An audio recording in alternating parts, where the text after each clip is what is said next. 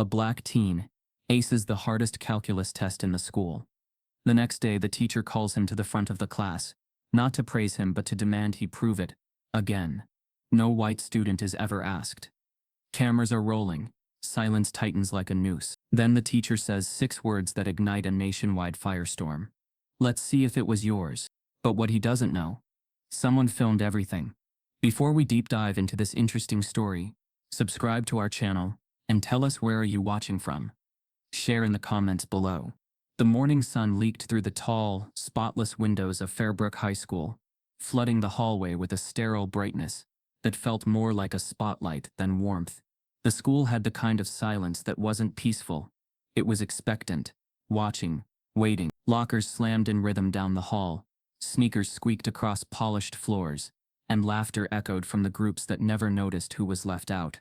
Inside room 2014, the hum of the fluorescent lights blended with the soft shuffle of students settling into their desks. It was test day, the final AP calculus exam before winter break, and the tension sat heavy enough to taste. But beneath the typical test anxiety, something else lingered in the air, something colder. Calvin Rose, 17, tall, calm-eyed, and sharp-minded, took his usual seat, by the window. He always sat there, half by habit, half by survival. It gave him a view, a way to breathe. The world outside the glass trees, sunlight, cars in the lot, reminded him there was more beyond this room. He'd earned a quiet reputation at Fairbrook, the black kid who broke curves, top scores, quiet demeanor, polite to a fault. To the administration, he was a success story. To some classmates, he was the exception. But to Mr. Barrett, his calculus teacher, Calvin was a challenge. And that morning, Calvin could feel it before the man even walked in. When the classroom door opened, Mr. Barrett didn't greet them. He strode in with a stack of test papers under his arm, and a grin that didn't reach his eyes. His tie was crooked, but his tone was sharp. "Good morning, class," he said, scanning the room. "Today we separate those who understand from those who memorize." A ripple of nervous laughter broke across the room. Calvin didn't join in. He knew the way Barrett spoke, always laced with something beneath it. Those who understand from those who memorize. It sounded like a teaching philosophy. But to Calvin it carried the faint scent of accusation. Mr. Barrett began passing the papers face down, one by one, sliding them across desks with deliberate slowness. He stopped briefly at Calvin's desk, his hand lingering a second too long. "I'll be watching closely," Barrett said, his voice low enough for only Calvin to hear. "No shortcuts today." Calvin looked up, caught the smirk hiding behind the teacher's thin lips, and nodded. He didn't reply. He'd learned long ago that silence, when measured right, could be louder than any comeback. When Barrett reached the front again, he said, "You may begin." The room filled with the scratching of pencils and the soft turning of pages. Calvin flipped his paper over and froze. The first question wasn't impossible, but it was designed to intimidate, an intricate integration problem that twisted into itself like a riddle. The second question, a word problem, referenced formulas they hadn't covered in class. The third was from an old university-level exam. Calvin's pulse quickened. He could practically feel Barrett's eyes on the back of his neck. He inhaled slowly. "Stay calm. Work the logic. Numbers don't lie." The clock ticked above him, loud and deliberate, as if testing his focus. Around the room, students were already fidgeting, erasers tapping, sighs rising, some flipping ahead as though the next page might offer mercy. Calvin's pencil moved. Carefully, precisely, he began mapping out his work. Lines of neat handwriting filled his page. Step-by-step derivations, margin notes, calculated elegance. His mind moved like a machine, deliberate, detached, invincible. But under that precision, he felt the burn of something else, anger. Not the kind that flared, but the kind that pressed inward, the kind that came when you realized someone wanted you to stumble. Mr. Barrett walked the aisles, his shoes clicking softly. He stopped at desks, glancing over shoulders. When he reached Calvin, he paused.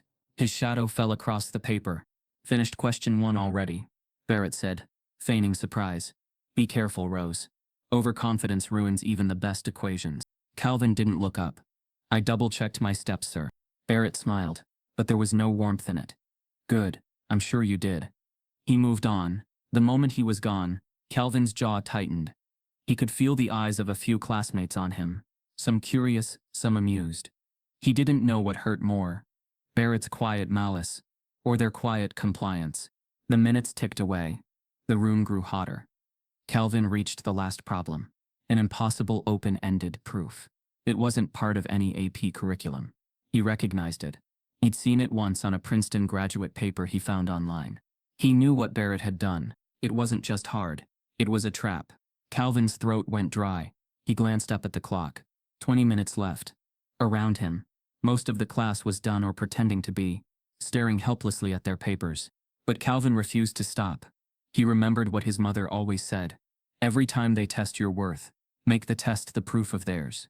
He turned his paper sideways and began scribbling across the margin, deriving patterns, reshaping equations, chasing logic until it gave way. Sweat traced his temples. Every second stretched like a wire about to snap. Then, a breakthrough.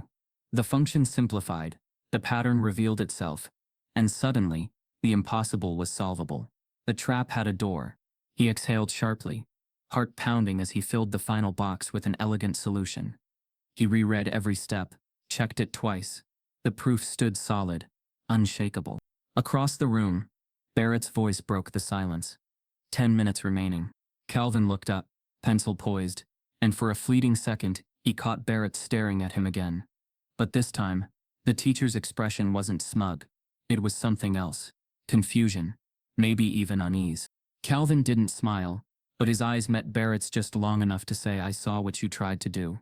When the bell finally rang, the class groaned in collective relief. Papers rustled, chairs scraped, conversations burst back to life. Calvin walked his test to the front, placed it neatly on the stack, and turned to leave. Barrett stopped him. "Wait, Rose." Calvin turned slowly. "Yes?" Barrett picked up Calvin's test, flipped through the pages, eyes narrowing with each turn. His fingers trembled slightly. "You finished this entire paper?" "Yes, sir." "In under an hour?" "I worked efficiently." The class had gone quiet again. Students paused in the doorway, pretending to pack slower. Barrett looked up, his smile forced, voice cold. "Remarkable. You seem to have an answer for everything." "I try to," Calvin said evenly. Barrett leaned in slightly, lowering his tone. "Let's see how original those answers are." The words were quiet but sharp enough to cut. Calvin didn't respond, not because he didn't want to, but because he knew any response would be twisted later. Instead, he met Barrett's stare with stillness. That more than words seemed to irritate the teacher most. "Go on," Barrett said finally. "Enjoy your weekend." Calvin nodded once, gathered his notebook, and walked out. The chatter outside the classroom swallowed him whole. Behind him, Barrett's eyes followed every step until the door clicked shut. For a moment, the teacher stood frozen, staring down at the paper on his desk. He flipped through the pages again, scanning Calvin's perfect steps, the flawless logic, the handwriting, so neat, so deliberate. His face tightened. He set the paper down, but his hand didn't move away. His jaw clenched, and a muscle twitched under his eye. Something in him, pride, bias, whatever it was, refused to accept what he saw. A gust of wind swept through the window, rustling the stack of tests. Calvin's paper shifted to the top, his name catching the light. And for the first time that morning, Mr. Barrett's expression changed. The confidence drained, replaced by something darker, disbelief turning into accusation. He whispered to himself, "There's no way he did this alone." He sat back in his chair, staring at Calvin's flawless handwriting, as if it were a crime scene, his mind already rewriting the narrative. Not that Calvin solved it, but that Calvin cheated. And when the final bell echoed across Fairbrook High, Barrett reached for a red pen, tapped it against the desk, and murmured with quiet certainty, "We'll see about this." Calvin finishes the paper in record time. Mr. Barrett's face drops.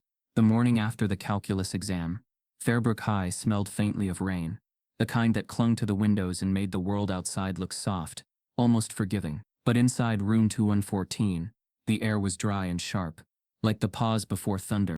Calvin Rose walked in quietly, his backpack slung over one shoulder, unaware of the storm waiting for him. Students were already seated, some chatting softly, others pretending to study.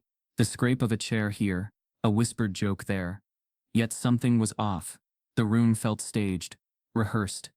When Mr. Barrett entered, The conversations fell away almost instantly. He wasn't carrying the usual stack of graded papers. Instead, a single folder sat in his hand, pressed against his chest like evidence. His face was still, composed, but his eyes darted once toward Calvin, before settling into a false calm. "Before we begin," he started, "I want to address something important." Calvin froze mid-motion, halfway through pulling out his notebook. Barrett's tone was formal, but the undercurrent was venom. Yesterday's exam results were interesting. He let the pause hang in the air. One in particular stood out. An exceptional performance. Too exceptional, perhaps. A quiet ripple moved through the class. A few heads turned toward Calvin. He could feel it. The weight of collective attention, thick and uncomfortable. His pencil trembled slightly in his hand, but he didn't look up. Barrett opened the folder and pulled out a single sheet. Calvin's exam. The neat handwriting, the flawless calculations, the one paper that had made Barrett's confidence fracture. "Calvin," Barrett said smoothly, "would you come up here, please?" The room went dead silent. Calvin looked up, confused. "Sir?" "Just bring your things. I'd like to have a quick demonstration." A demonstration. The word sliced through him. He felt his stomach twist. Still he rose, moving slowly toward the front, every step echoing louder than it should. When he reached the desk, Barrett smiled faintly, gesturing to the empty space beside the whiteboard. "You see, class, sometimes in mathematics, as in life, patterns don't quite add up. When that happens, it's our duty to clarify." He turned toward Calvin. "I noticed a few inconsistencies in your work yesterday, so I'd like you to rewrite a few of your solutions for us. Here, now." The class shifted in their seats. No one spoke, but everyone knew what this was. Calvin felt the sting rise in his throat before he could swallow it down. "Sir," he said carefully, I already turned in the paper. I showed every step clearly." Barrett interrupted, his voice steady but cold. "I'm sure you did, but just to be thorough, let's make sure it was your work, step by step. No notes, no calculators, just your mind." The whispering began. Quiet murmurs, nervous chuckles, the sound of disbelief mixed with morbid fascination. Calvin could feel his face heating up. No white student had ever been asked to do this. Not in front of everyone. When another student, Derek, had gotten a near-perfect score last semester, Barrett had praised him, used his work as a model example. But Calvin knew the rules shifted depending on who you were. He looked up at Barrett, his voice low. "You think I cheated?" Barrett's expression didn't flicker. "I think this is a valuable learning opportunity for everyone." Calvin's chest tightened. "For everyone, or for me?" Barrett gave the faintest smile. "Let's find out." The teacher pulled a fresh sheet from the stack and set it on the desk. The same question, the same impossible problem, Calvin had solved the day before. "Let's start with this one," Barrett said, tapping his finger on the page. "Show us your process." Calvin's hands shook as he picked up the pencil. The entire class was watching. The same people who once admired him now looked at him with curiosity. Some sympathetic, some silently entertained. He started writing. Slowly at first, then faster, remembering each step. The pencil glided across the page, carving out proof from humiliation. His breathing steadied. For a few moments the noise of the room faded. He wasn't doing it for Barrett anymore. He was doing it for himself. But Barrett wasn't done. "Explain what you're doing," the teacher interrupted. Out loud, Calvin hesitated. His voice trembled. I'm substituting the derivative into the limit, to simplify." Barrett cut in again. "And why that method? Why not the alternate approach?" "Because this one reduces error." Barrett raised his brows. "Or because you saw it online." The laughter that followed was small but loud enough to sting. Calvin's jaw tightened. He kept writing. The chalk dust, the faint buzz of the lights, the whispers, all of it pressed in. But somewhere in his chest, beneath the humiliation, a stubborn flame began to burn. When he finished, he turned the paper around, his handwriting as precise as ever. "That's the answer," he said softly. Barrett leaned forward, studying it. The corners of his mouth turned slightly downward, disappointment disguised as authority. "Interesting," he murmured. "Still, something doesn't sit right." He tapped the page with his pen. "This is impressive work, Calvin. Almost too impressive." Calvin's throat went dry. "Sir, I did the exact same thing as yesterday." Barrett nodded slowly, then straightened, And yet you had the benefit of time then. Here, you've been under observation, and it's slightly different. He turned toward the class. This, ladies and gentlemen, is what happens when brilliance meets pressure. The class didn't laugh this time. They just sat frozen, uncomfortable. Even those who'd once smirked now looked down at their desks. Calvin's hands curled into fists at his sides. His voice trembled, but it was steady enough to cut through the silence. Are you saying I can't be that good? Barrett's smile widened. I'm saying that consistency is key, and sometimes, people surprise us in ways they can't quite repeat. The words were smooth, but their meaning was jagged. Every student heard it. People like you. Calvin looked around the room. Eyes darted away. No one spoke. No one stood up. Their silence built walls around him. He took a slow breath. Then grade it, he said. Grade both papers. Barrett tilted his head. I'll need to verify authenticity first. You understand. The implication hung in the air. Calvin did understand too well. The bell rang, sharp and merciful, but Barrett didn't dismiss them yet. Before you leave, he said, remember academic integrity is everything. Without it, achievement means nothing. His gaze fell on Calvin as he said it. The class began to shuffle out quietly. A few students lingered, wanting to say something but choosing safety instead. Only one, a girl named Abigail Decker, paused at the door. She hesitated, then mouthed the words, I'm sorry. Calvin didn't move. His heart thudded painfully in his chest. The paper lay on Barrett's desk, untouched, ungraded, proof turned into evidence against him. Barrett spoke softly, almost kindly now. You can go, Calvin. We'll talk more tomorrow. But Calvin didn't move right away. He looked down at his test, the lines of numbers and symbols he had poured himself into. The same handwriting that once felt like power now looked like a target.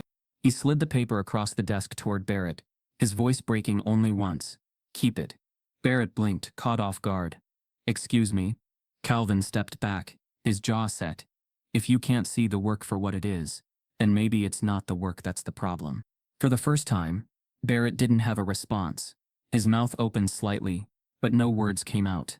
The authority in his posture cracked for a fraction of a second. Calvin turned, walking past rows of silent faces, the classmates who had watched everything but said nothing. The sound of his footsteps echoed against the linoleum, like a drumbeat of defiance. He reached the door, hand on the handle, then stopped. He didn't look back. Didn't need to. The class stared at his back, the back of the boy who'd just been publicly questioned for being brilliant, for daring to be better than expected. He let out a long breath, then whispered almost to himself, I'm done proving what's already true. And with that, Calvin pushed the door open and walked out, leaving his paper in the silence behind him. Calvin walks out of the room, leaving the paper behind. The next morning, Fairbrook High felt colder. Not in temperature, but in tone. The halls were quieter, conversations clipped, eyes darting away when Calvin passed by. Word traveled fast in small schools, and faster still when race hung in the balance. What had happened in Mr. Barrett's class wasn't just gossip. It was an unspoken event everyone wanted to discuss but no one wanted to acknowledge. Calvin walked through the corridor with the same calm posture he always wore, but inside his chest felt heavy. Every whisper carved into him. He must have cheated. Why else would Barrett call him out? He could feel the judgment settle over him like fog, clinging to his every step. When he reached his locker, he found a folded slip of paper wedged in the vent. It wasn't signed. In blue ink, someone had written, "You should have just admitted it." He stared at the words for a long moment, before crumpling the note into his pocket. The walls of Fairbrook had never felt so small. At home, the silence didn't last long. His mother, Marissa Rose, was waiting. She was a woman of quiet strength, not loud, but commanding in her conviction. Her voice always carried the weight of someone who had seen enough injustice to recognize it the moment it appeared. When Calvin told her what had happened, every humiliating detail, from the demonstration to the cold silence of his classmates, she didn't interrupt. Her eyes darkened as she listened. She sat very still, her hands clasped together on the kitchen table. When he finished, she said just one thing. "We're going to the school." By the time Marissa stepped into Principal Everett's office, she was already a storm contained within a calm exterior. The walls were lined with polished plaques and framed smiles, community partnership awards, excellence in diversity initiatives, the hollow trophies of good optics. Principal Everett rose from behind his desk as if greeting an old friend. He was a man in his mid-50s with silvered hair and a face trained to perform empathy. "Mrs. Rose," he said, forcing warmth into his tone. "Always a pleasure to see you. What can I do for you today?" Marissa didn't sit. "You can start," she said evenly, "by explaining why my son was publicly humiliated in his calculus class." Everett's polite smile flickered, then returned. "I understand you're upset." "Upset?" She cut him off sharply. He was accused of cheating without proof, forced to redo an exam in front of his entire class. "Do you understand what that does to a child's confidence?" Everett raised his hands in placation.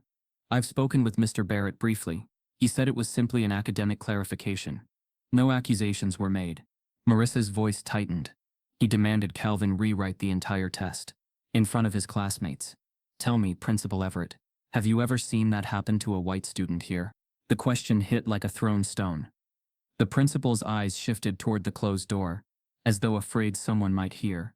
"Mrs. Rose," he said carefully, "let's not turn this into something it's not." The air in the room shifted. The words hung there, sterile but sharp. Marissa leaned forward, her voice steady. "I think we both know exactly what this is." Everett sighed, the kind of sigh that tried to end a conversation before it began. "Fairbrook has a long record of fairness. Mr. Barrett is a respected educator. I don't think it benefits anyone to suggest—" "To suggest what?" she snapped. "That he singled out my son because he couldn't stand the idea of a black student outperforming his white peers. That he turned a classroom into a stage just to put Calvin in his place." Everett's jaw tightened. He folded his hands and said softly, "Those are very serious accusations." "So was humiliating my son," Marissa said. "Show me the test. I want to see it." He hesitated. "That's not standard procedure." "Then make it one," she said coldly. For a moment, they stared at each other. Marissa's glare was unwavering, her voice low but trembling with restrained fury. Everett finally exhaled and reached for the folder on his desk. Inside lay Calvin's original test, the same paper Barrett had once scrutinized with suspicion. He slid it across the desk. "You can look, but you can't take it." Marissa picked it up carefully, her eyes scanning the pages. Every answer was perfect, methodical, logical, precise. She didn't need to be a mathematician to see the work was sound. Her voice softened, but only slightly. "He's gifted. You can see that." Everett nodded vaguely. "He's certainly bright." She looked up sharply. "Then why isn't that enough?" He blinked. "I'm not sure I follow." "Yes, you are," she said quietly. "You just don't want to say it. Because if you admit what this really is, you'll have to do something about it. And doing something might make the school look bad." Everett's face tightened, the practiced smile vanishing. He glanced at the clock. "Mrs. Rose, I assure you we take all concerns seriously. I'll speak to Mr. Barrett again. In the meantime, I suggest Calvin take a few days off to let things settle." Marissa's mouth fell open slightly. Not in surprise, but in disbelief. "You're suggesting my son leave school because your teacher humiliated him." "I'm suggesting we give everyone space to cool down," he said firmly, his voice losing its false warmth. Marissa straightened, slowly. "No. You're suggesting my son disappear until people forget what your teacher did." Everett didn't respond. The silence between them was thick, filled with the quiet hum of the air conditioner, and the ticking of a clock that suddenly sounded too loud. Finally, Marissa placed the test back on his desk. "If you won't protect him," she said softly, "I will." She turned and walked out, before he could answer. Back in the hallway, the fluorescent lights flickered faintly overhead. Calvin sat outside the office, his backpack slumped beside him. When his mother appeared, he stood quickly, searching her face for answers. "Well?" he asked quietly. Marissa didn't speak for a moment. She simply looked at him, her son trying to stand tall in a world that kept finding ways to shrink him. Finally, she said, "We'll handle it. But they're not on our side." He nodded, though his eyes fell to the floor. "I figured." They walked together through the nearly empty hallway. Students' voices echoed faintly from the distant gym. The silence between them wasn't empty. It was full of things neither wanted to say. As they reached the exit, Marissa paused and turned to him. "Calvin," she said gently, "you did nothing wrong. You don't owe them your dignity. Don't let them take it." He tried to smile but couldn't. "I'll try, Mom."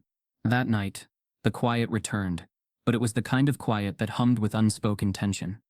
Calvin sat at his desk staring at the blank screen of his phone. Messages blinked at the top.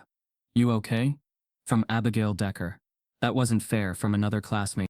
He typed, then deleted. Typed again. Deleted again. There was nothing left to say. He opened his social media apps to distract himself. Scrolling. Liking. Refreshing. Then he saw it. A new video thumbnail on TikTok. His classroom. Barrett at the front. His own voice faintly audible in the background. The caption read, "This is what it looks like when your teacher doesn't believe you're smart enough." Calvin froze. The view count ticked upward in real time. Hundreds, then thousands, then tens of thousands. The sound was muffled, but clear enough to see the humiliation unfold. Barrett's smirk. Calvin's trembling hands. The silence of 30 witnesses. His heart raced. He scrolled through the comments, each one cutting deeper than the last. "This makes me sick. That teacher needs to be fired." You can see the power trip on his face. The world outside Fairbrook High had just entered the story, and it wasn't staying quiet. Calvin leaned back in his chair, the glow of the screen painting his face in pale light. For the first time since it happened, he felt seen, not by the people who sat in that classroom, but by strangers who understood without needing to ask. Down the hall, Marissa heard the faint buzz of notifications and called out, "Calvin, what's going on?" He didn't answer right away. He just stared at the screen as the numbers kept climbing. Then softly, he said to himself, "It's not just my fight anymore." A video starts circulating. Someone filmed the classroom incident. The next morning dawned with an unfamiliar intensity over Fairbrook High School. The usual rustle of backpacks and chatter in the hallway felt muted, as if the building itself braced for something larger. News alerts pinged on Calvin Rose's phone before he even reached his locker. He glanced at his screen. 3M views in 12 hours. The numbers flashing like a verdict. He walked into room 2114 for his first period calculus class. Eyes narrowed, mind racing. The classroom felt different. Seats neatly aligned, the overhead lights too bright, the air heavy with attention that had nothing to do with derivatives or integrals. Some students glanced at him, then at the phone screens quietly streaming the video. Others pretended to study. The reality, his moment of humiliation had become public spectacle. At the front, Mr. Barrett stood behind his desk, the folder with Calvin's exams still visible. He cleared his throat. "Before we begin," he said, voice measured, "there's been considerable interest in yesterday's demonstration." His tone suggested control. The class shivered with uncertainty. Calvin sat rigidly in his chair, hands folded, eyes fixed on the desk in front of him. He felt the gaze of the class, some sympathetic, many not. Then the video began playing on a student's phone without request. The view of Barrett's smirk, Calvin's trembling hands, the hush, the forced rewriting, a soundless loop of tension. The caption, "This is what it looks like when your teacher doesn't believe you're smart enough." His heart pounded. He swallowed hard. The world outside his life had clicked play, and every second of pain replayed for strangers. Barrett cleared his throat again. "We will proceed with today's lesson. But I expect all of you to maintain decorum." His eyes flicked toward Calvin. The meaning was unspoken.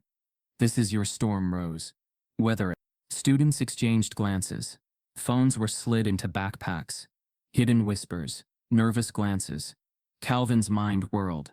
"They saw me. They know it. I can't hide." He felt the old feeling, being different, being watched, being judged. But now it wasn't just a classroom. It was the internet. During the lesson, the teacher explained a proof on the board, a route through advanced calculus that mirrored the exam problem. Calvin followed the logic silently, arms crossed, but his mind drifted. He replayed the exam's twist, how he solved it, and realized the real twist. The video's existence meant someone recorded the entire setup. Someone in that class betrayed him. The humiliation was planned, recorded, and now broadcast. The betrayal added salt to the wound. After class, whispers trailed behind him. "Are you okay? That was unfair. Did you know it was filmed?" His answers were spare. He felt exposed in a way that went beyond the exam. His skill was no longer his identity alone. The test had become a symbol, the classroom had become a stage, and the internet, an unmovable witness. By lunch, the video had spread to multiple platforms. Twitter threads, Instagram stories, TikTok duets. The comments exploded. Institutional racism, in action. Why are black kids always doubted? Barrett exposed. News outlets reached out to the school for comment. A local reporter texted Calvin, "Would you speak? Your story could go national." He ignored the message. He couldn't face the spotlight. Not yet. In the afternoon, the principal's voicemail lit up. Parents called. Community groups demanded transparency. The school sent out a short statement. Fairbrook High takes all concerns seriously. We are reviewing the situation. But behind the public facade, the administration scrambled. Damage control, not justice. The tone protect the institution. Calvin walked to his car after school, with his mother, Marissa. Her presence was a shield and a flame. She did not speak until they reached the driveway. Then she turned to him. "They're trying to silence this," she whispered. "They'll ask you to take the video down." His breath caught. "Why would they?" "Because this isn't about you solving a test anymore. It's about them being seen. And they don't like how it looks." He nodded. He felt the weight of being more than a student now. He was a symbol. He wanted nothing of that, but the world apparently did. That evening, when his phone buzzed with alerts, Marissa glanced over. "Calvin, you've got an email from the school." He opened it. Subject, notice of suspension. Pending review. His stomach dropped. The letter stated, "Due to serious disruption of academic decorum, you are suspended from school effective tomorrow. A review hearing is scheduled. You have the right to respond in writing." Calvin's hands shook. The viral video intended by the teacher as humiliation had been turned around on him. As the cause for punishment, the institution shifted blame onto the student. It happened so fast, from solving a test, to being accused, to going viral, to facing suspension. The twist was stark. The victim of the setup was now treated like the disruptor. He looked at Marissa. Her face was a mixture of fury and sadness. She closed her eyes for a moment, and her voice was low. "They're going to isolate you so people forget." But the camera never forgets. Calvin swallowed. He felt small under the weight of unwilling fame, of injustice being uploaded, of a school punishing the one who proved the trap instead of the one who laid it. That night he stared at his reflection in the mirror. The face looked the same. The voice sounded the same. But underneath, something had changed. He couldn't go back to being just a student.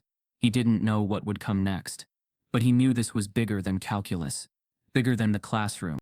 And as the page's digital counter ticked higher, 3 million, 3.2 million, 3.5 million, he forced himself to breathe. The next day would bring the suspension hearing. The next step in the spiral.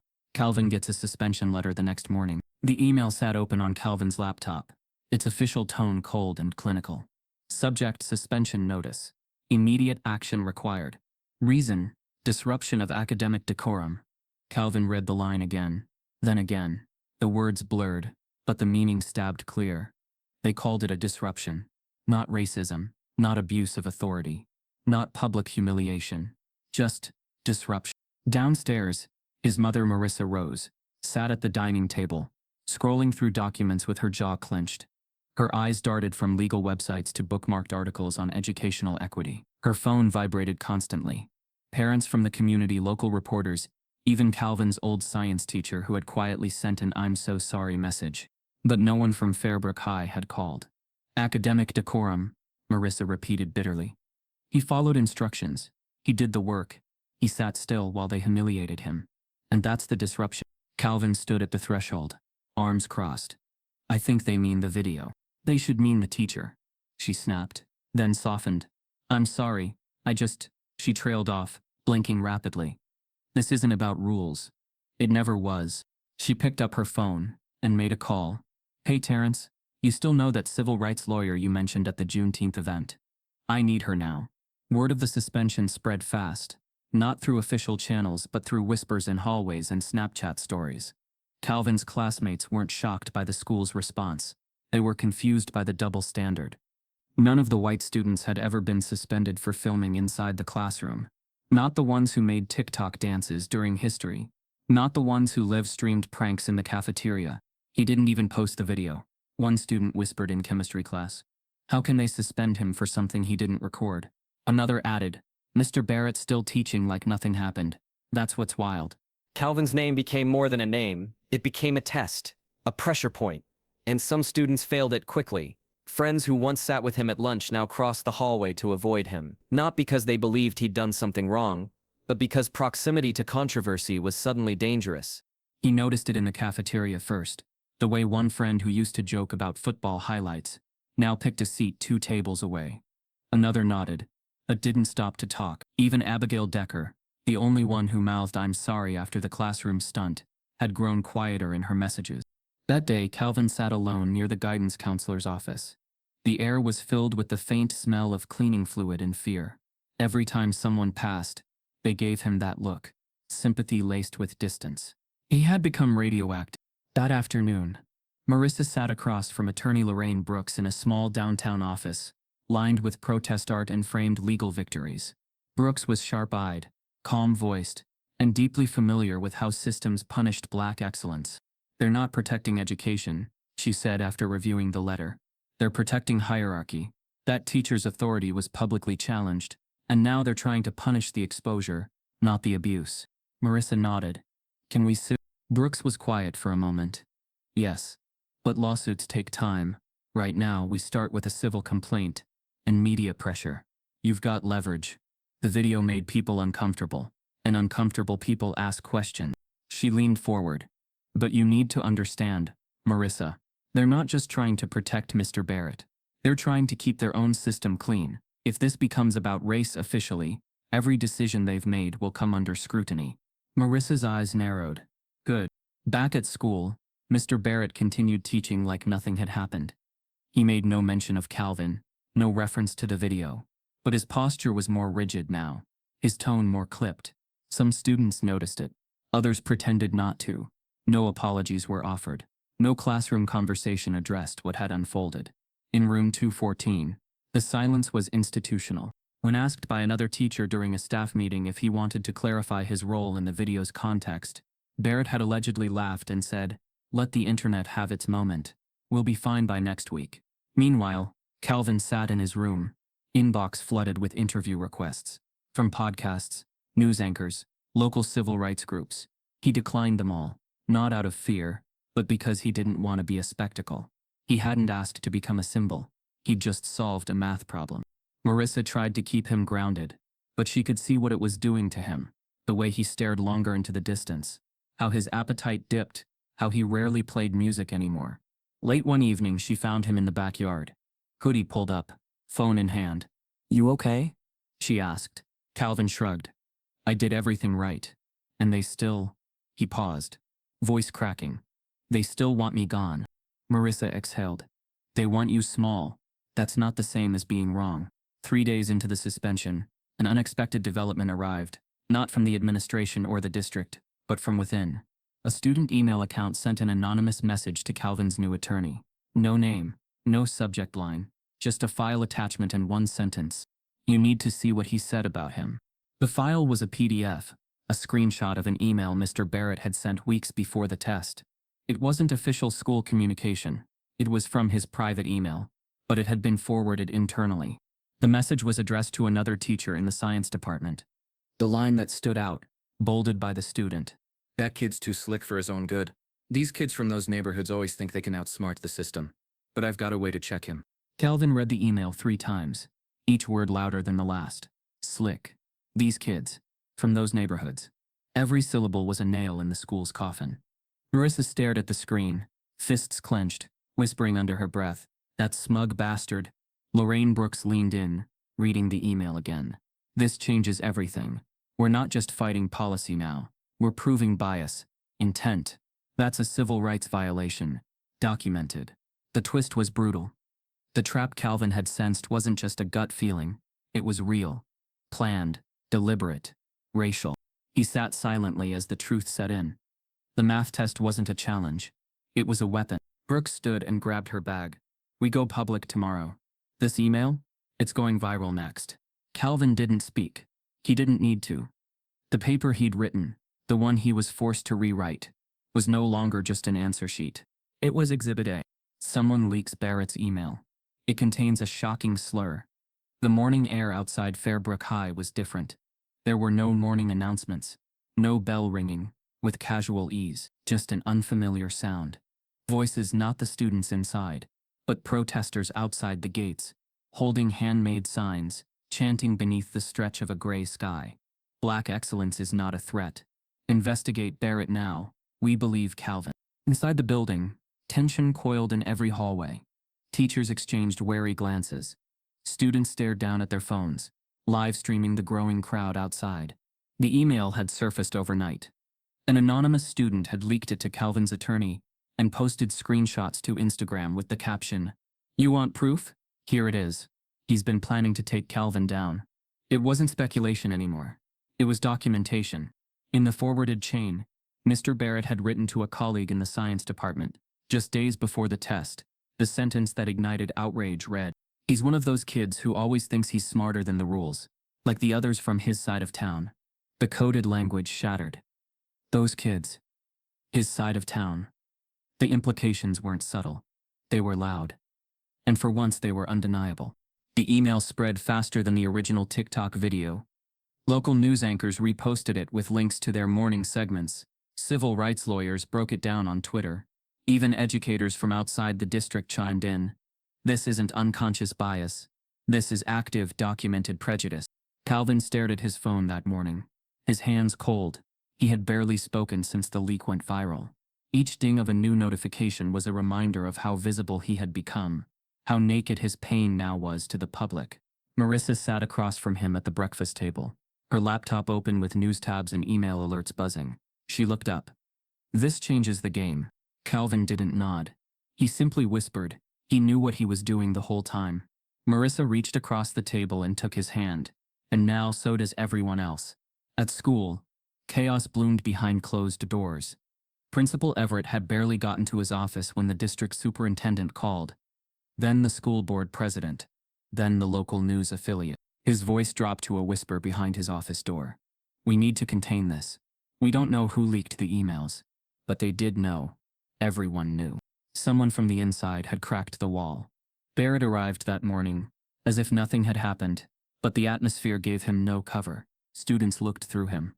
Staff whispered past him. One teacher turned away instead of saying good morning.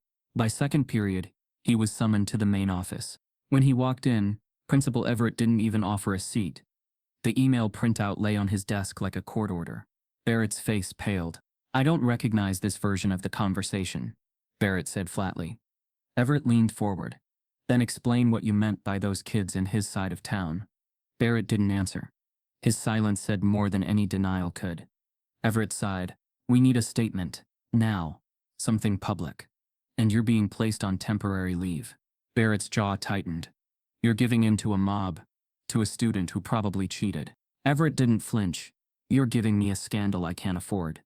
Barrett stared down at the printed email, then at his own hands, as if shocked that something typed in a moment of arrogance had become a torch in someone else's hand. "I want my union rep," he said finally, "and I want to speak to IT." He left the office 10 minutes later, face blank, walking like a ghost. Inside the faculty room, a teaching assistant watched him through the glass and whispered, "He's not coming back." Meanwhile, outside the school, the protest swelled. Students began walking out during fourth period, chanting Calvin's name. A local reporter set up across the street. A van from Channel 8 parked along the curb. One junior, holding a sign that read "Math isn't white property," told the cameras he solved the problem and they made him the problem. "You tell me what that is." Another student added, "Barrett's email isn't even shocking. It's just finally out in the open." Back inside, Calvin sat quietly in the counselor's office with his lawyer and his mother. Lorraine Brooks had requested a face-to-face review of the suspension. Now, with the leaked email, the tone had shifted. The district's representative, a tense man named Mr. Fallow, adjusted his tie and avoided eye contact. "Given the new developments," he began, "we will of course reverse the suspension. Effective immediately." Calvin blinked. "That's it?" Marissa leaned forward. "You humiliated my son. You ignored his side. You punished him for a video he didn't even post. And now you're just undoing it quietly." Fallow stiffened. "We're navigating a complex situation." Lorraine Brooks interrupted. "It's not complex, it's documented racism. It's retaliation. And unless this school wants to be named in a lawsuit, you're going to issue a formal apology and launch an independent review." Fallow hesitated. "We'd have to do the right thing," Marissa snapped. Silence filled the room. Calvin sat back, breathing slow. The rules that once protected Barrett were crumbling, one by one. Hours later, at home, Calvin sat on the porch watching the protest unfold, live on his phone. A student he barely knew spoke into a bullhorn. "We're not just here for Calvin. We're here because we've all felt it. The looks, the labels, the lowered expectations." Calvin's throat tightened. This wasn't just about a math problem anymore. It was about an unspoken truth, now made visible. A classroom had become a battleground. And he, its reluctant soldier. Inside, Marissa emerged with a text message from Lorraine. He just deleted his school email account. Calvin looked up. "Barrett? Gone," she said. "Claimed stress.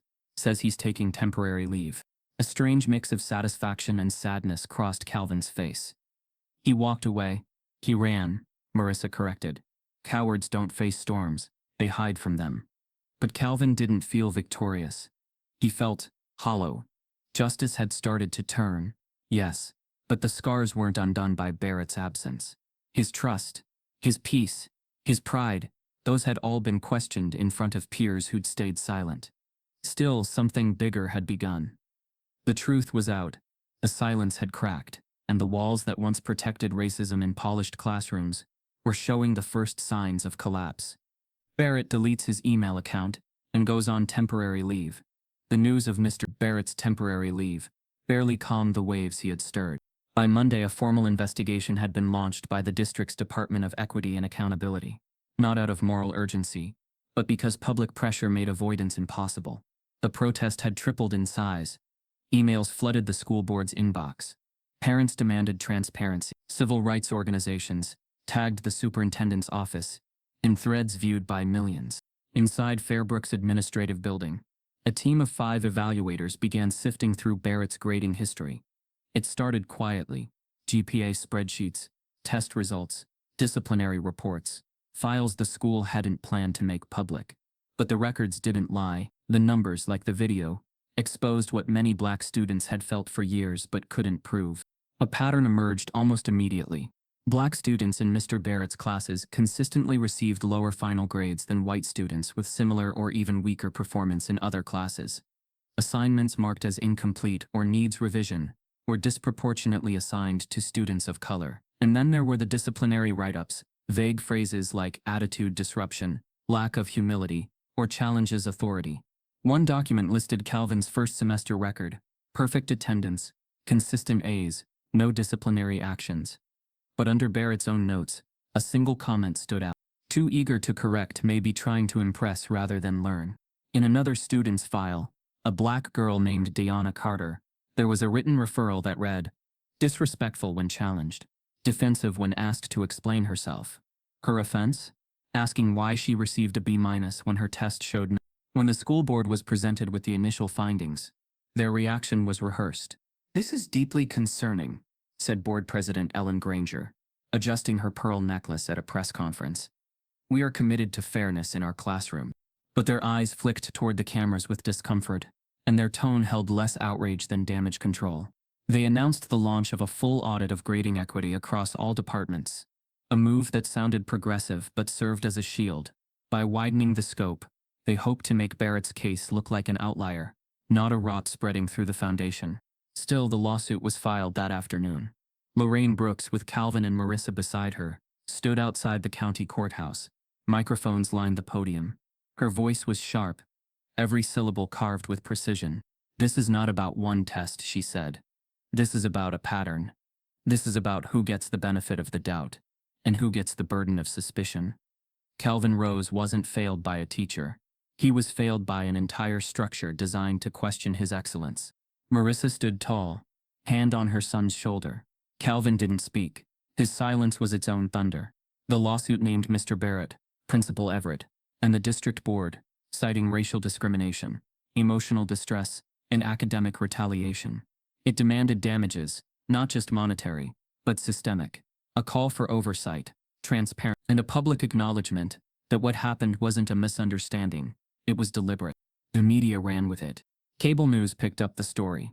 Commentators debated whether schools should be forced to release internal grading data. Black teachers wrote op-eds. Students from other schools began sharing similar stories, underperforming white students getting second chances, while black students were labeled difficult for asking questions. On TikTok, a new challenge emerged. Show your grades. Students comparing grades with identical answers and pointing out discrepancies. What started in room 2114 had become a national mirror. But inside Calvin's mind, the spotlight didn't bring peace.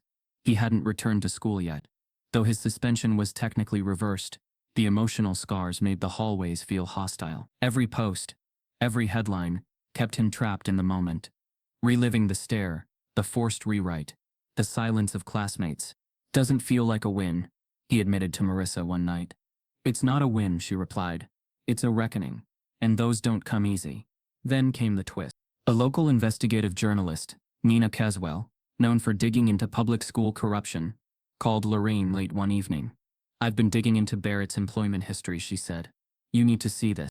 The next morning, Calvin and Marissa sat beside Lorraine in her office as Nina pulled out the documents. Barrett wasn't always here, she began.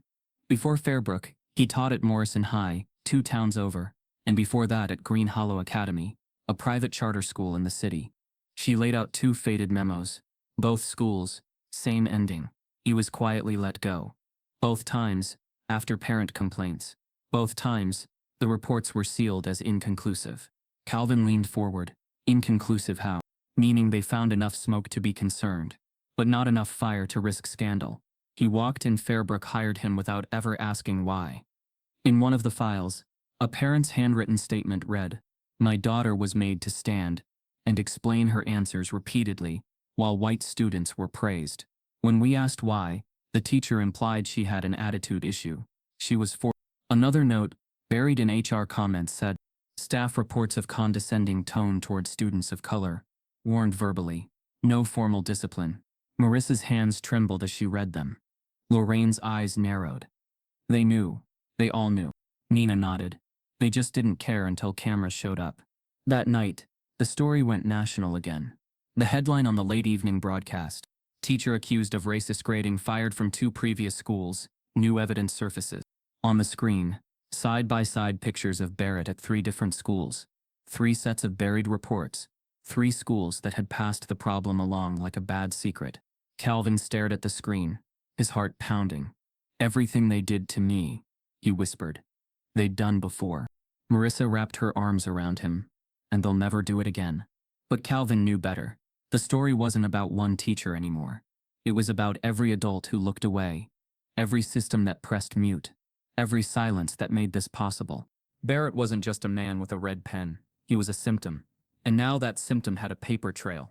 Barrett has been removed from 2 previous schools for inconclusive complaints. The morning after the expose aired, the Rose household was swarmed with media inquiries and legal chatter, but Marissa had already shifted into a different mode, the kind that didn't wait for headlines to catch up to truth. She wasn't just a mother anymore. She was a woman on a mission, and the target was the paper trail that kept Barrett moving from school to school like a shadow no one wanted to confront. She sat at the kitchen table, surrounded by legal pads, post-its, and the glow of a laptop open to a FOIA portal, the Freedom of Information Act. With the support of Lorraine Brooks, she submitted formal requests to Morrison High and Green Hollow Academy, the 2 schools Barrett had quietly disappeared from before finding sanctuary in Fairbrook. She typed with a calm fury, requesting access to all formal complaints, internal memos, disciplinary investigations, and exit documentation related to employee Thomas Barrett. The digital send-off clicked like a trigger. 2 weeks passed. The noise outside grew louder. Protests, news crews, district meetings. But Marissa stayed rooted in the quiet storm of documentation. When the first FOIA results arrived, her hands shook slightly as she clicked open the files. Morrison High's documents were sparse, but telling. A few heavily redacted memos. One phrase appeared more than once: concerns raised by parents of African American students. Another memo stated, "Mr. Barrett will be released from contract at the end of term." No formal investigation conducted. Stamped across the last page in bold. Case closed. Without prejudice. At Green Hollow, the records were thinner, buried deeper. Marissa squinted at a scanned PDF of an internal review summary. The language was disturbingly familiar. Due to lack of substantiated evidence, we have opted not to escalate. Below, in handwriting that had been scanned from an administrator's personal notes. Watch for attitude with minority girls. Repeated friction. Noted in classes. Document, but don't engage further. Her jaw tightened. They knew, she muttered. They all knew. She printed everything and brought it to Lorraine's office that afternoon. Lorraine flipped through the pages, each document confirming what they had long suspected. "This is the pattern," she said. "No consequences, no transparency, just soft exits and buried memos." Marissa exhaled slowly. "He kept getting second chances." "No," Lorraine corrected. "He didn't need second chances. The schools needed clean hands. So they let him walk." Meanwhile, Calvin watched from across the room. Every file felt like a betrayal in ink. He wasn't the first. He was just the most visible, the most recorded. A thought began to gnaw at him. How many students had lived this before him and never got the camera, the lawyer, the headline? That night, while scrolling through his messages, a DM came through on Instagram. "Hey, I saw the story. I was in Mr. Barrett's class 2 years ago. I have something you need to hear." Calvin stared at the name. Raven. He clicked into her profile. College sophomore, psychology major, North Carolina, black student, mutual friends from the county. He hesitated for a moment, then replied, "I'm listening." Within minutes, she asked to call. They spoke for nearly an hour. Raven's voice was calm, but layered with something Calvin recognized. Not fear, but the residue of having once swallowed it whole. "He did it to me too," she said plainly. Back at Green Hollow, Calvin's pulse ticked upward. "What happened?" She took a breath. "First week of junior year. He asked us to read from a passage in the textbook. I was the only black student in the front row. When it got to me, I started reading like everyone else. But then he stopped me." Calvin leaned in. "Stopped you how?" He said, and I remember this word for word. "Let's slow it down. Why don't you prove to the class that you can read it properly first?" The words punched through the speaker like a gut shot. Calvin didn't say anything at first. He just blinked, the silence between them stretching. "I laughed," Raven continued. "Thought it was a bad joke. Then he pointed to the sentence and said, 'No, really. Start from the top. And louder, please.' Like he was testing me, publicly." Calvin finally whispered, "Did anyone say anything?" "Not a soul. Even the teacher aide just looked down." I remember leaving class that day and sitting in the girls' bathroom crying, and I couldn't even tell anyone why, because I thought, maybe it was me, maybe I wasn't good enough. Calvin's hands clenched into fists. Raven's voice shook slightly. "I reported it. My parents even came in. They told us it would be handled internally. Next thing I knew, I was moved to a different math section. Barrett stayed. Nothing ever came of it." She paused. "When I saw your video, it was like every second of it came back. The way he made you redo your work in front of everyone. That was his move. Public humiliation as policy." Calvin exhaled slowly. "You're not alone. You never were. I know that now. Thanks to you." The next morning, Lorraine drafted a formal motion to subpoena Green Hollow's full internal HR records and requested the school district reopen Barrett's evaluation file. The motion included Raven's testimony and a second affidavit from another former student, who recalled being told by Barrett that her tone was too aggressive for academia, after she asked about a missing grade. Marissa forwarded everything to the investigative journalist, Nina Caswell, who immediately flagged the language for a developing piece on racial microaggressions in gifted education. But the real twist came later that afternoon. A school board employee, anonymously, again emailed Lorraine directly. "Subject: For your case. You didn't hear this from me, but there's a folder called Barrett Internal Only. It's not in the regular personnel archive. I found it during a server audit. They're planning to permanently delete it by week's end." Attached were 2 screenshots. One showed a digital folder path leading to archived faculty reviews. The other showed the name of the district's compliance officer with a time-stamped request. "Purge following press quiet down. Sensitive doc." When Lorraine read it, her face paled. "They're scrubbing it. The same way they did before." Calvin stood frozen. "They're trying to erase it again. Like none of this happened." "No," Lorraine said, standing up. "Not this time. This time the paper trail is public." Marissa reached for her phone. "We leak this now. Let them try and spin it." As the sun set behind the Rose household, news alerts began to light up across the state. Breaking: District accused of deleting teacher misconduct files amid racial discrimination case. The article included quotes from Raven. Her words became a headline. "He told me to prove I could read. That's when I knew it wasn't just me." And just like that, Calvin's story wasn't just about him anymore. It was about every student who had been told they weren't enough. Every kid who had been asked to prove their intelligence, their worth, their existence, just because of the skin they were born in. He looked out the window that night, the news anchor's voice faint from the living room TV, and whispered, "This wasn't a story, it was a system." She reveals she was once told to prove she could read in front of the class. The courthouse smelled faintly of floor polish and dust, a strange contrast to the firestorm that crackled just outside its doors. Protesters lined the sidewalk, holding signs, braving the cold, some wrapped in hoodies emblazoned with Calvin's name. News vans were parked along the curb, satellite dishes pointed skyward, feeding headlines into the nation's bloodstream. Inside courtroom 3C, the tension wasn't loud, it was silent, coiled, humming like an unspoken verdict, waiting to be spoken. Calvin Rose sat at the plaintiff's table, his posture straight but his palms damp. He wore a black suit that felt too stiff, and a tie that pinched at his collar.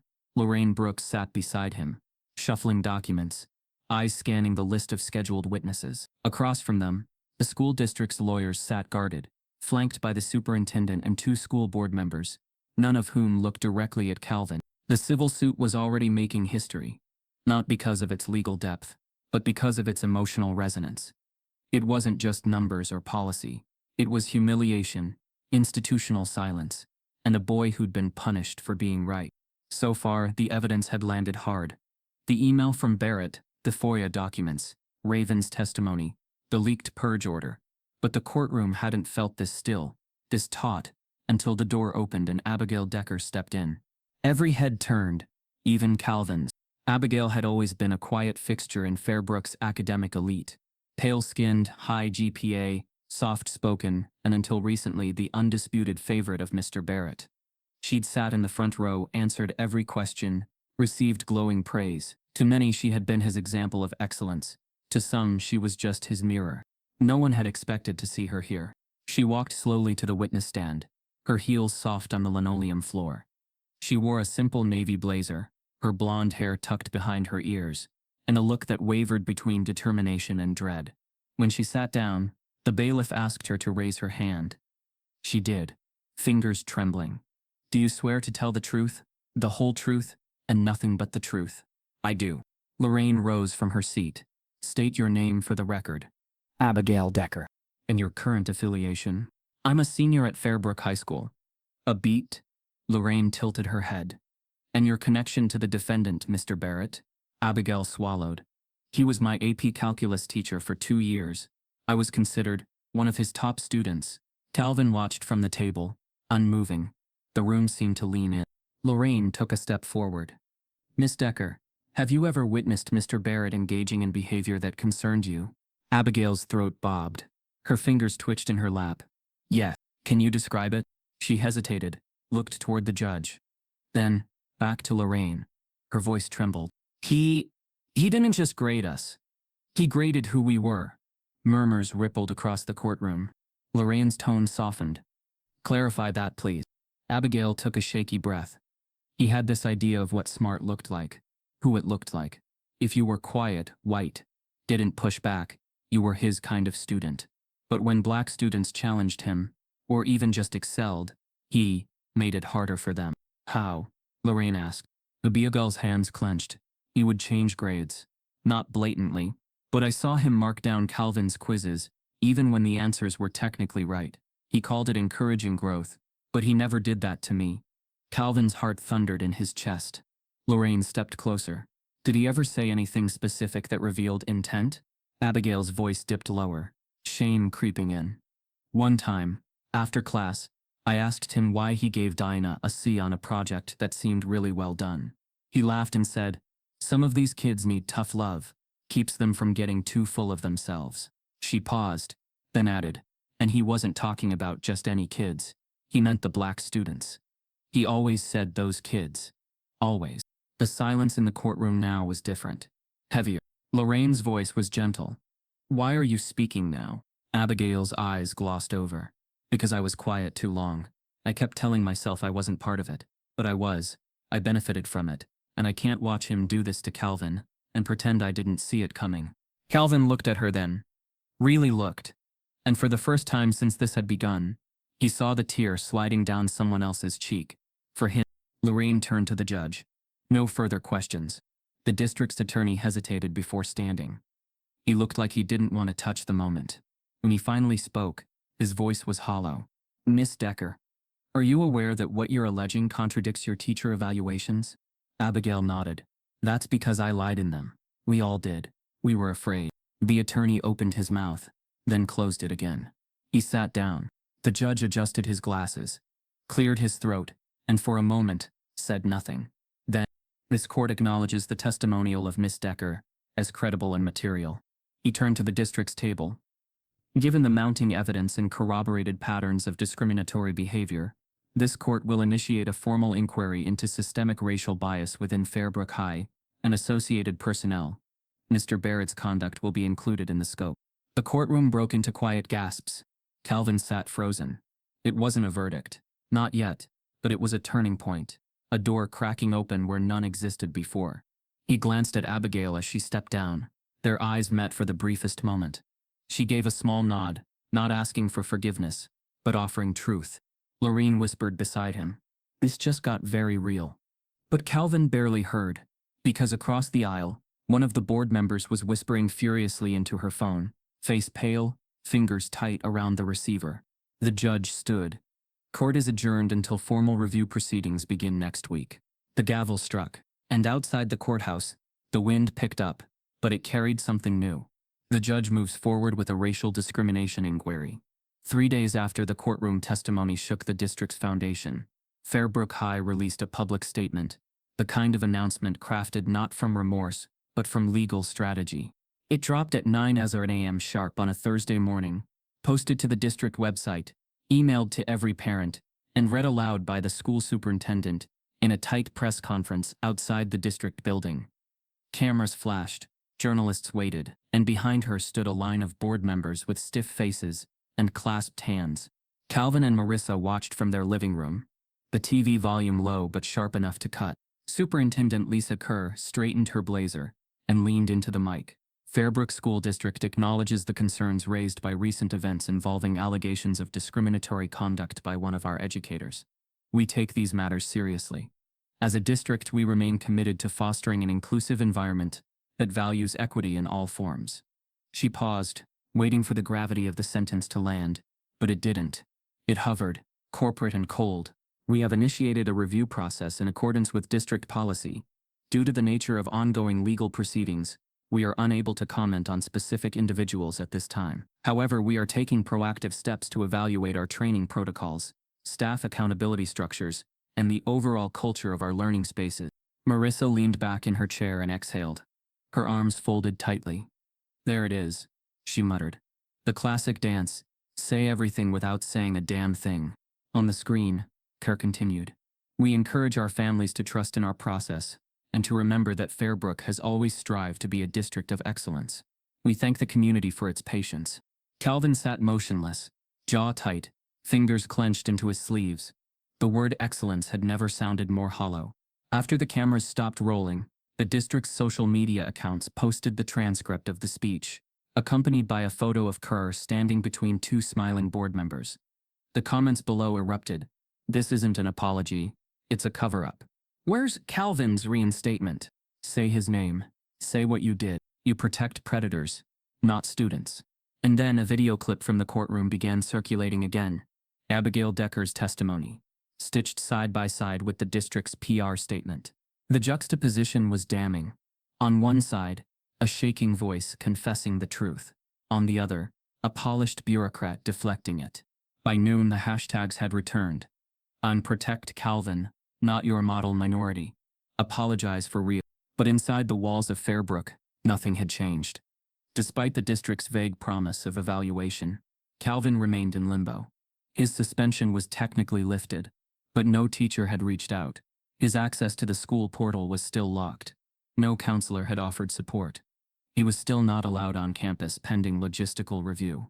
The punishment had ended on paper, but it lived on in silence. Worse still, college deadlines had come and gone. Calvin had applied early decision to 5 schools. His top choice, Bennett College of Engineering, a prestigious private university in New England, had shown strong interest just months earlier. His SATs were near perfect. His GPA sparkled. His application essay, ironically, was about overcoming challenges through logic and leadership. But since the suspension, communication from Bennett had gone quiet. That week, Marissa called their admissions office. "We've noticed a pause in correspondence," she said. "We're hoping everything's still on track." The voice on the other end was polite. Too polite. "Well, we did receive an update from Fairbrook High regarding a disciplinary note. And with everything we've seen in the media, our review committee decided to place the application under extended consideration." "Extended consideration?" Marissa echoed, her voice dropping. "Yes, ma'am. We'll follow up with an official notice in the next cycle." Marissa hung up slowly, heart sinking. Her eyes met Calvin's, across the kitchen. She didn't need to say it. He already knew. Later that night, as the house sat in stillness, Calvin opened his laptop, refreshed his admissions portal one more time, and saw the update. "Thank you for your application to Bennett College. After careful consideration, we regret to inform you." He stopped reading. The words blurred. The rest of the sentence didn't matter. What mattered was that he'd done everything right, and still the stain stuck. He sat there in the dark, screen glowing like a spotlight on failure that wasn't his. Marissa found him an hour later. He hadn't moved. She placed a hand on his shoulder, her voice barely a whisper. "They rejected you." He nodded once. His throat was tight. "They called it an extended consideration," he said bitterly. "That was just their way of saying they waited long enough for the noise to die down, so they could say no." Marissa crouched beside him. "They didn't reject you, Calvin. They rejected responsibility. They saw your story and decided it was too complicated for their image." "But it was supposed to be enough," he whispered. "The grades, the proof, the video, the courtroom, all of it." Marissa's eyes welled. "You were always enough. They just weren't ready to face that." He looked at her, pain lining his voice. "So, what now? I get punished twice, once for solving the problem, and again for surviving it." She didn't have an answer. Not one that would fix what had been broken. Across town, inside the school board's private Slack channel, which had recently been subpoenaed, board members exchanged frantic messages. "We thought the statement would calm things. Bennett's rejection is trending. The press is framing it as retaliation. Maybe it's time we cut ties with Barrett completely." Too late. Damage done. Meanwhile, back in the Rose home, Calvin refreshed his inbox again. No new messages, no apologies, no reinstatement, only silence. But just as the screen faded to black, a new ping sounded. It wasn't from a college. It wasn't from a lawyer. It was from someone unexpected. A faculty member, at Bennett. A professor. Calvin clicked it open, unsure of what he'd find. Subject: "Not all of us agree. Calvin, I'm a faculty advisor at Bennett. I don't handle admissions. But I saw your file. We watched your video in a departmental meeting. I just wanted you to know what happened to you was wrong. And if you're still willing to fight, I think there's a back door we can help you open. Don't let them silence what you've already proven. Let's talk." Dr. Charles R. Monroe, professor of applied mathematics, Bennett College. Calvin's eyes widened. It wasn't an offer. Not yet. But it was a crack in the wall. And cracks, he knew, could bring entire systems down if you pressed hard enough. But before he could reply, another ping came in. This one from a local journalist. The subject line read, "District email leak. Barrett wasn't alone. Calvin receives a college rejection from his dream school."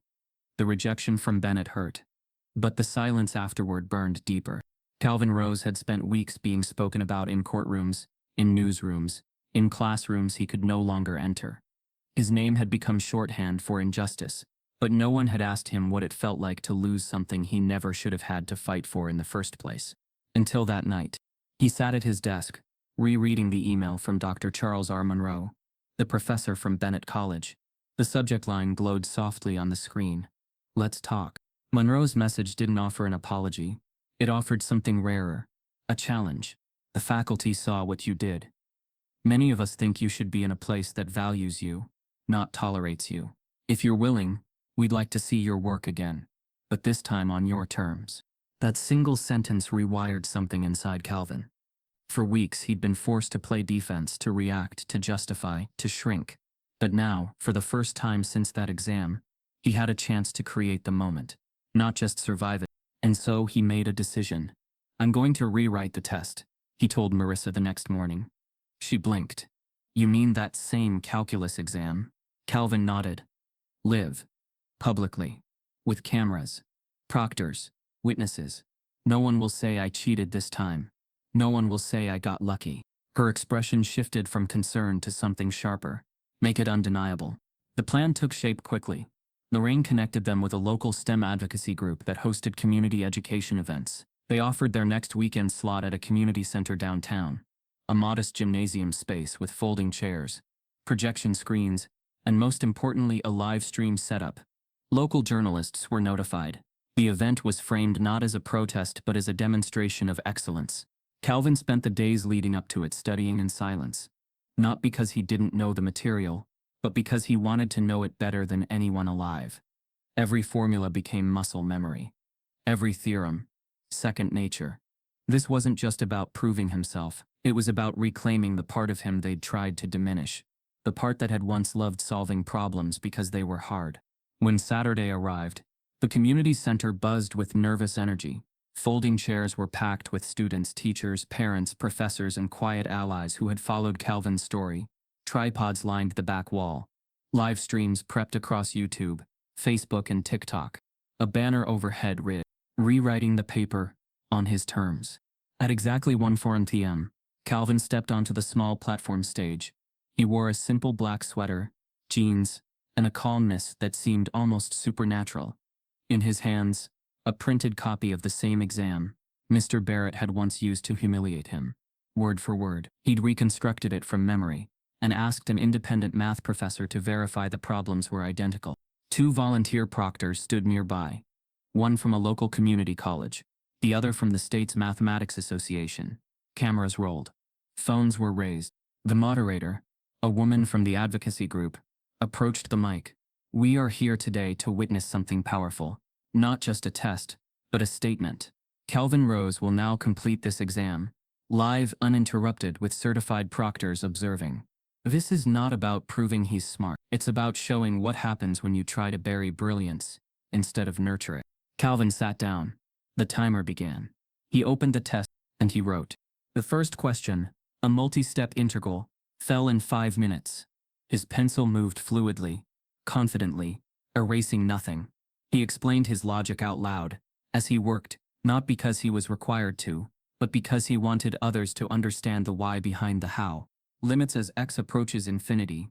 Derivative substitution here so the equation simplifies into a rational function that's easier to integrate.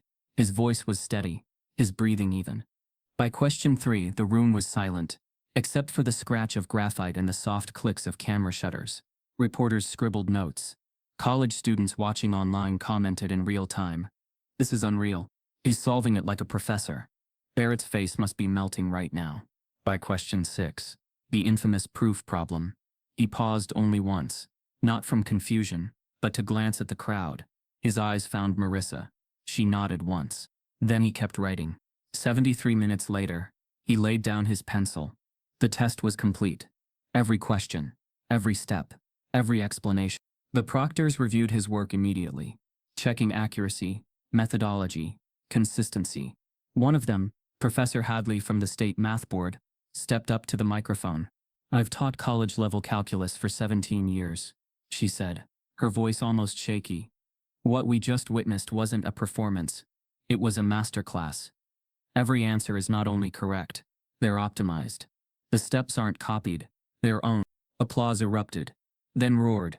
Calvin didn't smile. Not yet. He just closed the paper and stood. The live stream hit 1.4 million views by that evening. The headlines followed. Black teen rewrites test live after racist accusation. And aces it. The exam heard around the country. From suspension to standing ovation, Calvin Rose silences doubt. But it wasn't about silence anymore. It was about voice. That night, Calvin sat on the back porch of his home. The air crisp with early spring, his phone buzzing beside him. Marissa came out with 2 mugs of hot tea and set one beside him. "You didn't just rewrite the test today," she said softly. "You rewrote your narrative." He looked up. Was it enough? Her smile was tired, but real. It was everything. Still, something in him remained uncertain. Barrett was gone. Yes. The courtroom inquiry had begun. Yes. But scars didn't fade just because the world clapped. Then his phone vibrated again. New email. Subject: Congratulations. From Dean Arthur Kendall, Westbridge University, a prestigious private university in the Midwest known for its elite STEM program. He opened it slowly. Calvin, I watched your live demonstration today, along with our full mathematics faculty. I won't waste time with formalities. We've reviewed your academic record and consider your recent display of resilience and mastery exceptional and frankly inspiring. If you're still open to enrollment, Westbridge would be honored to offer you a full scholarship. Housing, tuition, mentorship, the works. No red tape. No hesitation. Come here and build something brilliant. Sincerely, Dean Arthur Kendall. Calvin stared at the screen. His chest rose and fell slowly. Marissa leaned over. Who is it? He turned the screen to her.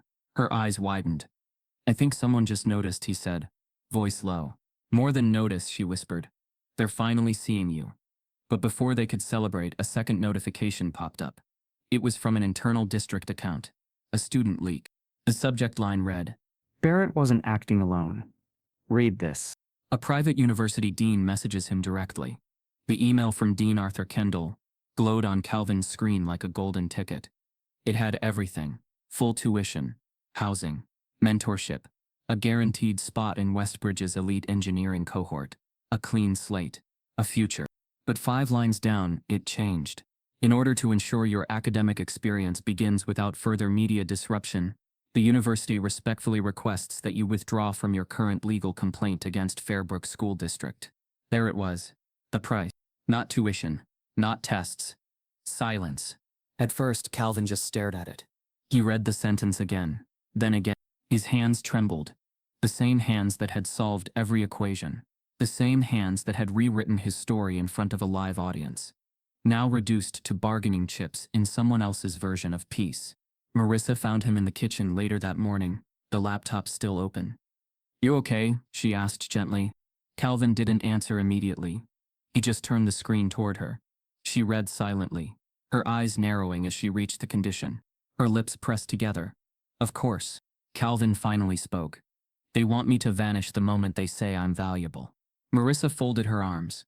They want your brilliance, not your burden. The house filled with silence. Later that night, Lorraine joined them for dinner. The email had been forwarded to her earlier in the day. It's not uncommon, she explained.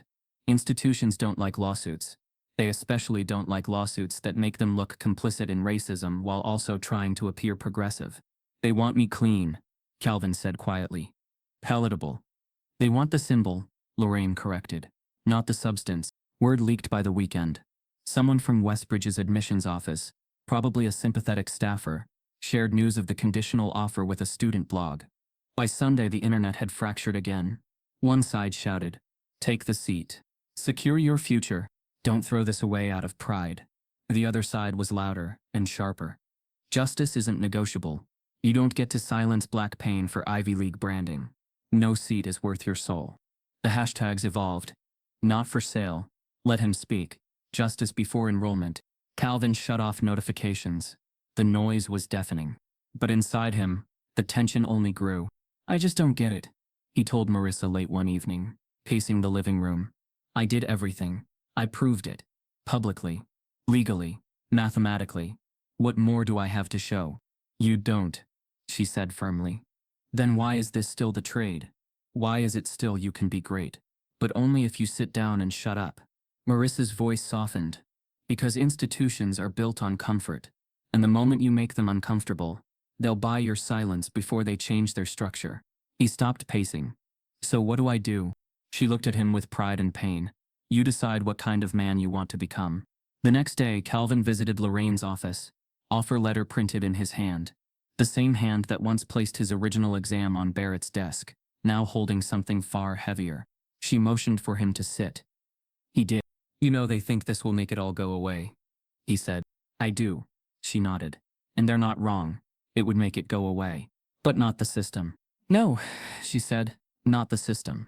Calvin leaned forward. What happens if I turn it down? You don't get in, she said plainly. At least, not there. You make a powerful statement. But you also close a door. And if I take it, you get the degree, the network, maybe the life you planned. But you teach the world it's okay to silence the truth for access. Calvin nodded. So it's justice, or opportunity. She looked him in the eye. No, Calvin. It's just you. Who you're willing to be, even when they're watching. He didn't sleep that night. He thought about the kids who DM'd him saying they'd finally stood up to teachers because of his video. He thought about Raven. He thought about Abigail. He thought about Deanna. He thought about Mr. Barrett's smirk, and the paper he was forced to rewrite. And then he thought about every headline that had used his name to sell outrage, and whether any of them would still care once he disappeared into a dorm room and played nice. He opened his phone. He opened a letter. He opened Instagram. The next morning the sun rose with tension. Calvin sat at his desk, stared at the blank caption box, and slowly began to type. He took a photo of the offer letter. Not the whole thing, just the top header with the university logo, and the sentence about the condition. Then, below it in plain white text against a black background, he typed, "I'd rather lose the seat than sell the truth." He hit post. The reaction was immediate. His phone buzzed like a heart monitor in crisis. The comments exploded. He said no. This is power. This generation isn't playing nice anymore. Put this in history books. Colleges should be lining up, not silencing. By noon, I Stand with Calvin trended globally. People weren't just celebrating the math anymore. They were celebrating the refusal. The refusal to compromise identity for access. The refusal to let comfort become currency. The refusal to rewrite history for admission. And somewhere on the other side of the internet, Dean Kendall watched the post and sat quietly, because he knew they lost him. Not just as a student, but as a symbol they could never control. At home, Calvin sat in the backyard, face to the wind, finally at peace, until Marissa stepped out, phone in hand. "You're going to want to see this." He stood. She handed him the phone. A new email. Subject: urgent. Evidence suggests Barrett had internal help from staff. Calvin blinked. The body read, "Calvin, it's time you knew." Barrett wasn't alone. Check the attachments. They go deeper than anyone thought. Anonymous staff witness. He posts the offer letter online, with one defiant sentence. When Calvin Rose posted the sentence, "I'd rather lose the seat than sell the truth," it did something no viral video, court date, or protest had done. It shifted the narrative. He wasn't just the student who'd been wronged. He wasn't just the kid who rewrote the paper. He was now something far more dangerous to the system. He was a refuser. A young black man who turned down elite education, comfort, and institutional approval, not because he couldn't have it, but because he refused to be bought. The post reached 5 million views in 2 days. News anchors covered it in prime time. Calvin Rose, the calculus student at the center of a national racism scandal, has declined a full scholarship offer from Westbridge University after learning it was conditional upon dropping his lawsuit. And then came the line that stuck. "I won't trade silence for access." That single sentence ricocheted across college campuses, classrooms, state houses, and faculty meetings. Students turned it into posters. Organizers printed it on hoodies. Protesters chanted it outside board meetings and school district offices. It wasn't just Calvin anymore. It was a movement.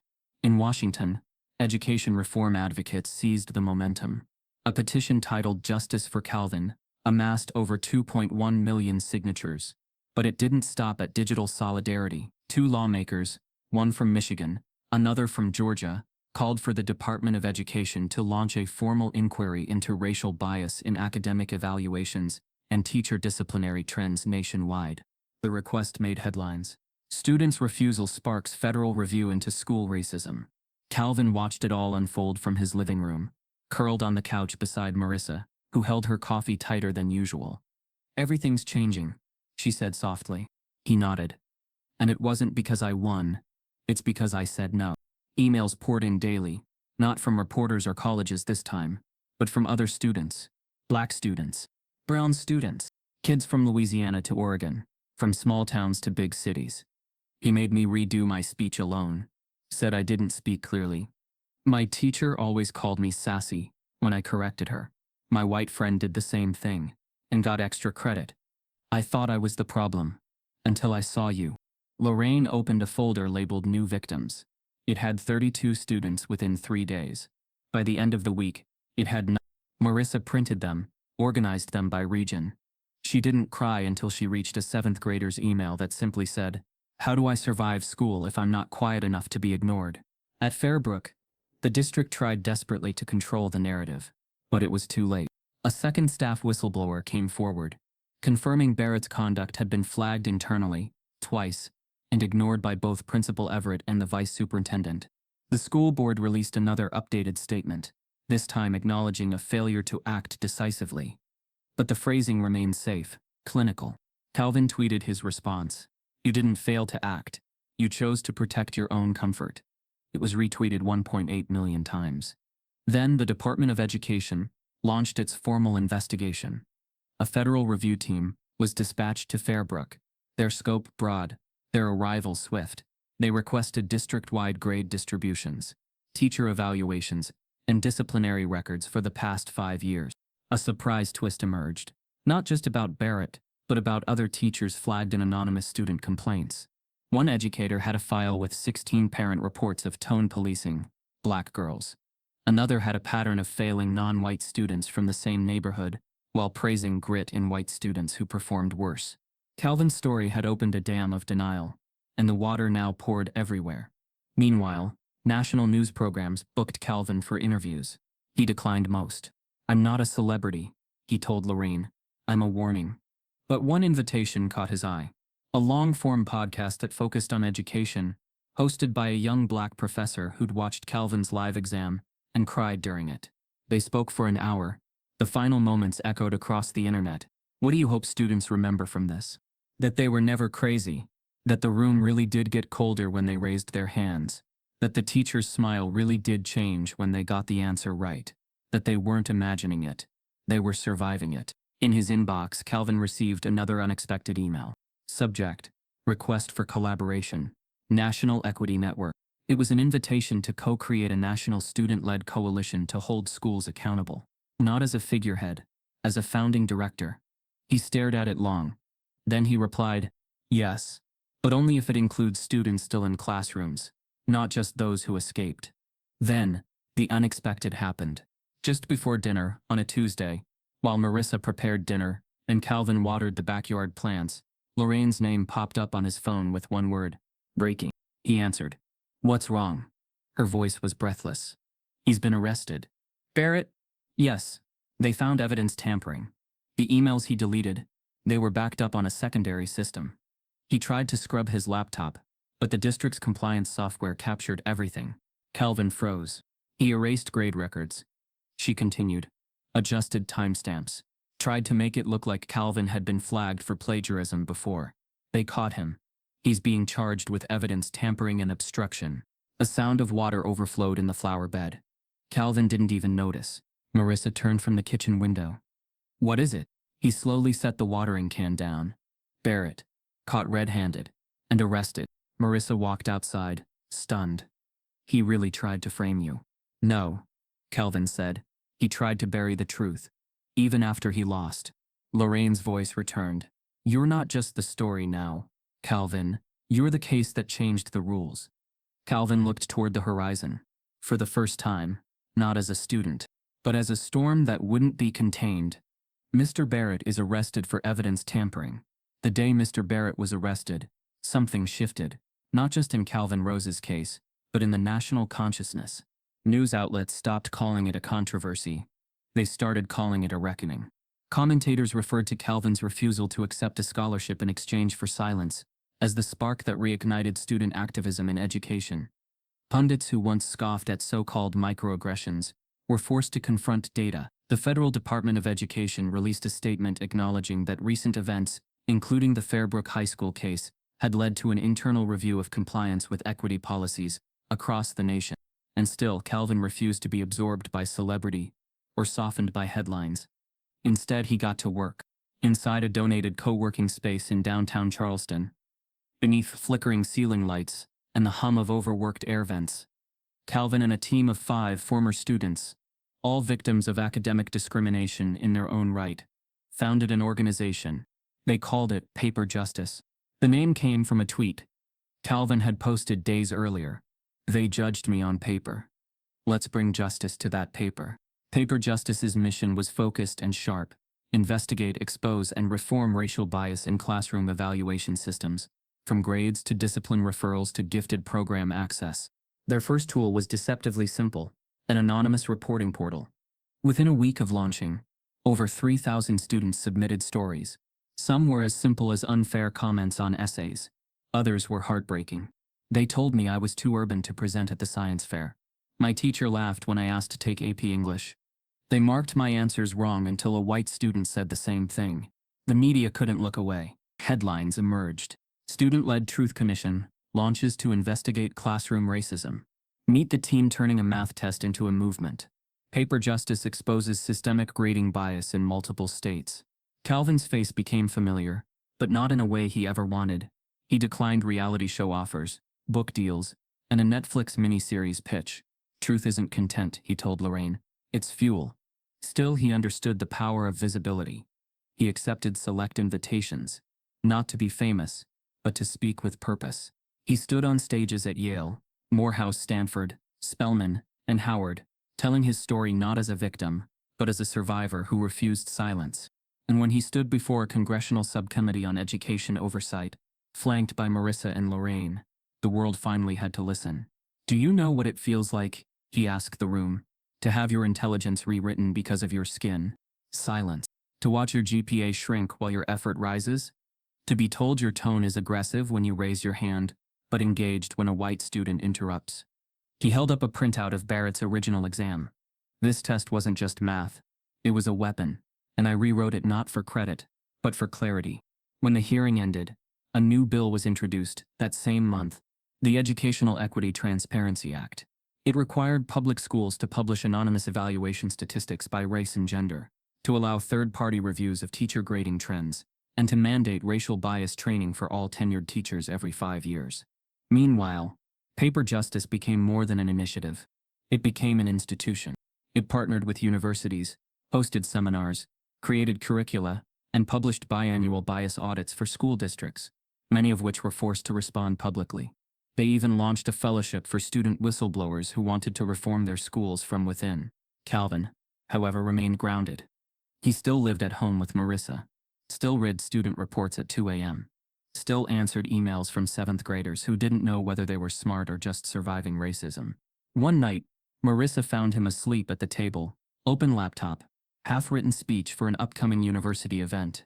She tucked a blanket over his shoulders and whispered, "You were never supposed to just solve a math problem. You were meant to solve them." Calvin didn't hear her. But maybe, somewhere deeper, he did. 2 months after Barrett's arrest, the school district quietly settled Calvin's lawsuit. They offered a full reversal of his disciplinary record, public admission of procedural failure, and monetary compensation for damages, most of which Calvin donated to fund the Paper Justice legal defense program. Lorraine delivered the news herself.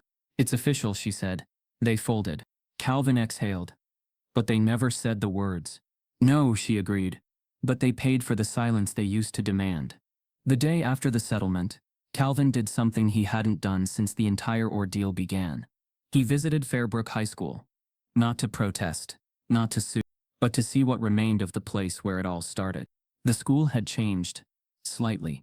Barrett's name had been scraped from the teacher roster.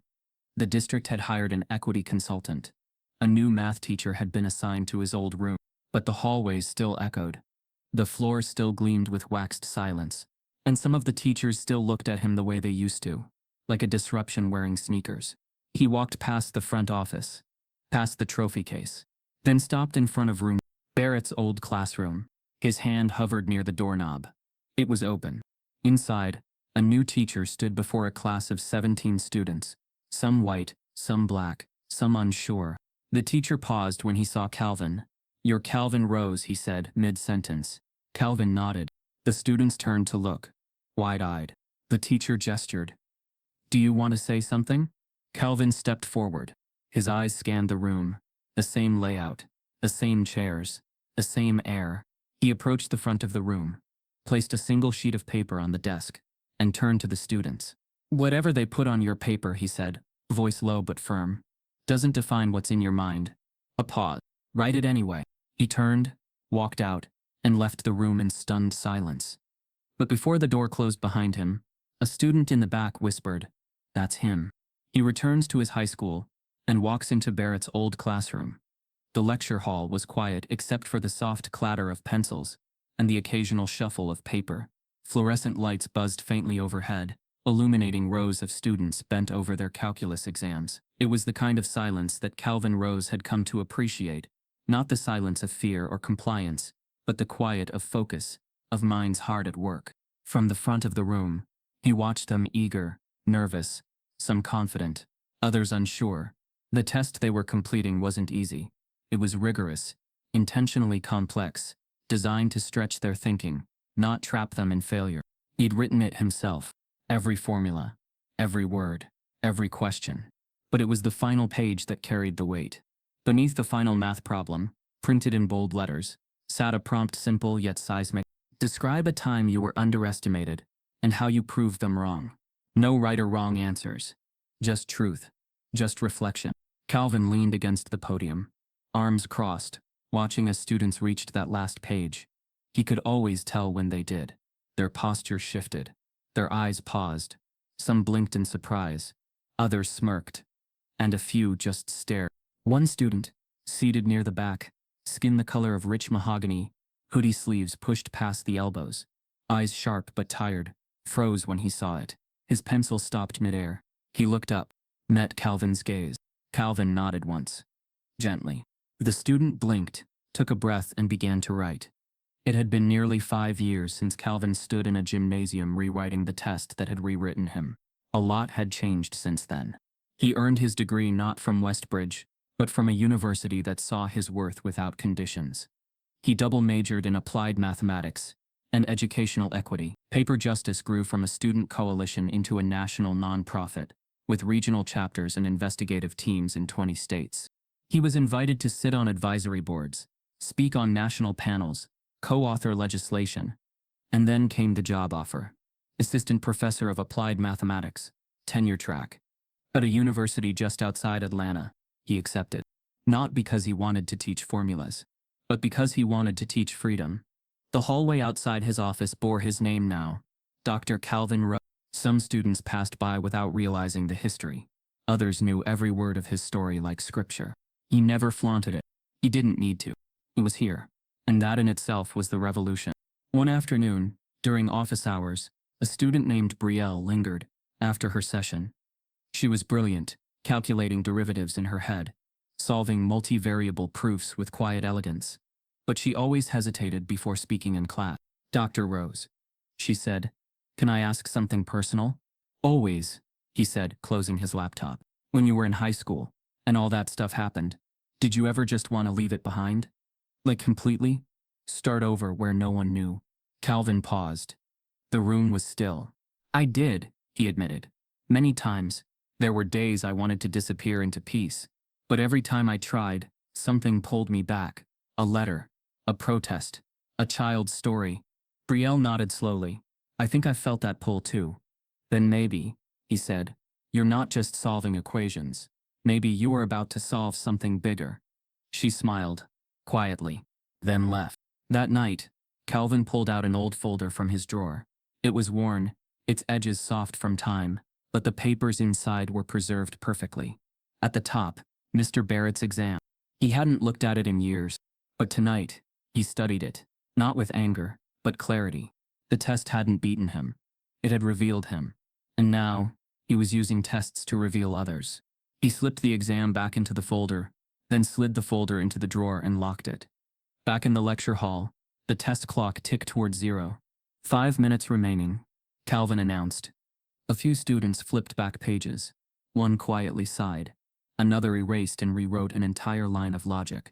But his eyes found their way again to the student in the hoodie, the one who froze on that final question. He was still writing.